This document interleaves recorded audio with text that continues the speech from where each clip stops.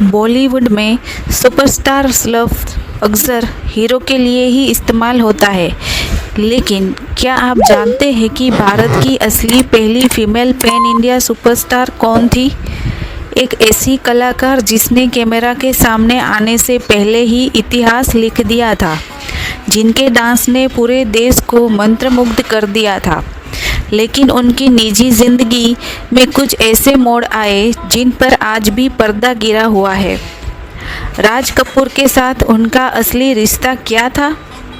क्यों उन्होंने अपने करियर के पीक पर ही इंडस्ट्री को छोड़ा? आज इस वीडियो में हम बात करेंगे ट्विंकल टोज वैजयंतीमाला की।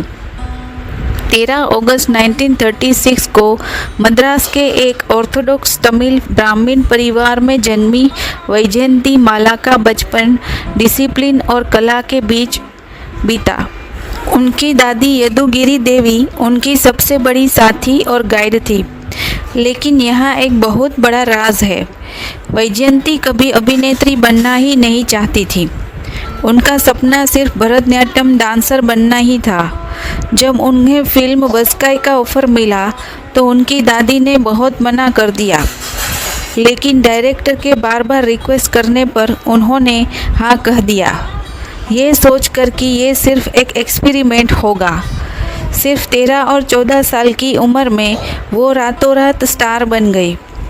उनकी फिल्म नागिन ने तो बॉलीवुड में उन्हें एक ऐसी जगह दिला दी जहां तक पहुंचने के लिए लोग बरसों मेहनत करते हैं।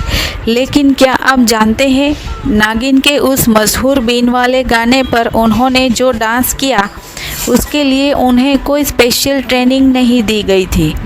वो उनका नेचुरल टैलेंट ही था जिसने पूरे इंडिया को अपना दीवाना बना दिया। कहते हैं कि शूट चाहे सुबह 4 बजे हो या रात के 2 बजे, वैजयंतीमाला ने कभी भी अपना रियाज स्किप नहीं किया।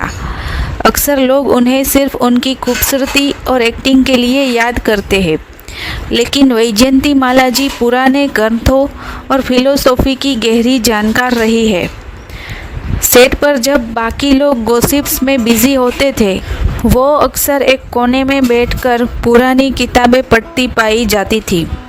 उन्हें एंशिएंट इंडियन आर्ट्स की इतनी समझ है कि उन्होंने कई बार बड़े बड़े हिस्टोरियंस को भी हैरान किया है। उनका ज्ञान सिर्फ सिनेमा तक सीमित नहीं था। उन्होंने कई ऐसे पुराने क्लासिकल डांस फॉर्म को रिवाइव किया जो लुप्त होने की कगार पर थे। उन्होंने सिर्फ डांस किया नहीं, बल्कि उस पर रिसर्च भी की। पुरानी पांडुलिपियों को ढूंढा और उन मुद्राओं को वापस लाया जो सदियों पहले भुलाई जा चुकी थी। वो एक एक्ट्रेस से कई ज़्यादा एक कल्चरल कंजर्वेटर है।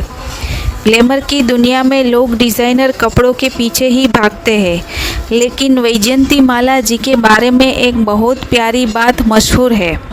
उन्हें अपने घर के कामों और हैंडमेड चीज़ों से बहुत ज़्यादा लगाव रहा है। कहा जाता है कि अपने पीक करियर के दौरान भी वो अक्सर अपने फ्री टाइम में खुद अपने हाथों से क्रोचेट या बुनाई किया करती थी। वैजयंतीमाला जी एक टेक्निकली साउंड एक्ट्रेस रही है। उन्हें कैमरा लेंसेज और लाइटिंग की इतनी गहरी समझ थी कि कई बार सिनेमेटोग्राफर भी उनसे सलाह लेते थे। उन्हें पता होता था कि किस एंगल से उनकी पोजेस स्क्रीन पर बेहतर दिखेगी। उन्होंने कभी डायरेक्टर पर भरोसा करने के बजाय खुद फ्रेम्स को समझना सीखा, जो उस दौर की किसी भी हीरोइन के लिए बड़ी बात थी।